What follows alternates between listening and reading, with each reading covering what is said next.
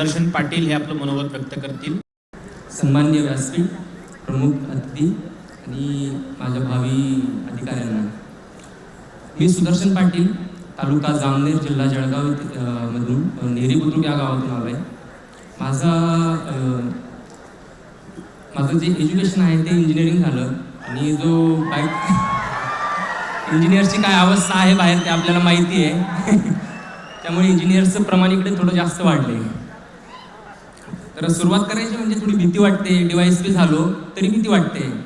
तर हे सांगायचं कारण एवढंच की पलीकडे बसलेली तुम्ही आणि स्टेज या डायसच्या इकडे असलेलो मी, यात फक्त पदाचं अंतर आहे, माणूस तोच आहे. त्यामुळे दुसरी गोष्ट आहे की MPSC सरांनी आपल्या मनोगतामध्ये सांगितलं, गोळे सरांनी, की MPSC म्हणजे एक अतिशय खडतर प्रवास आहे. त्यामध्ये जिद्द लागते, चिकाटी लागते. आणि मी असं सांगतो की MPSC हा एक प्रवास आहे. आणि प्रवास म्हटलं की ॲक्सिडेंट आला, रोडवरचा ॲक्सिडेंट असला तर शारीरिक जखम होणार, पण आपल्या MPSC मध्ये शारीरिक जखम होत नाही, ते मानसिक जखम होते.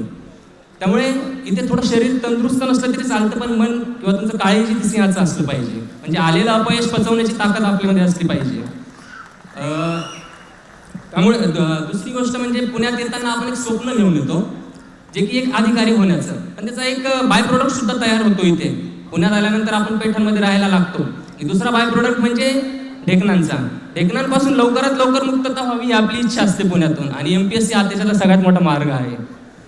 दुसरी गोष्ट, मी माझा प्रवास खूप जास्त असा मोठा नाही आहे MPSC क्षेत्रातला. मी 2015ला पासआउट आहे, 16ला STI झालो आणि 17मध्ये आता DYSP म्हणून तुमच्या समोर उभा आहे.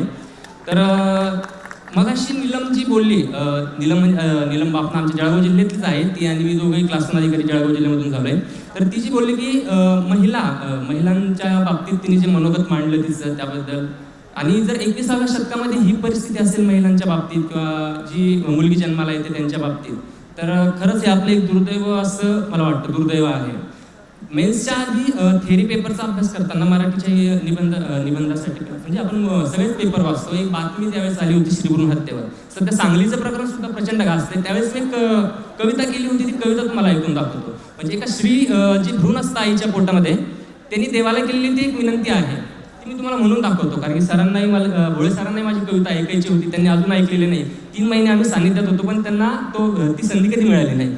तर ती कविता म्हणजे एक संदेश आहे तो देवाला केलेला, की माणसातला माणूस, म्हणजे भ्रूण म्हणताय की माणसातला माणूस माझा चोरून कणी नेला, सांगणारे देवा तुझा दगड कोणी केला.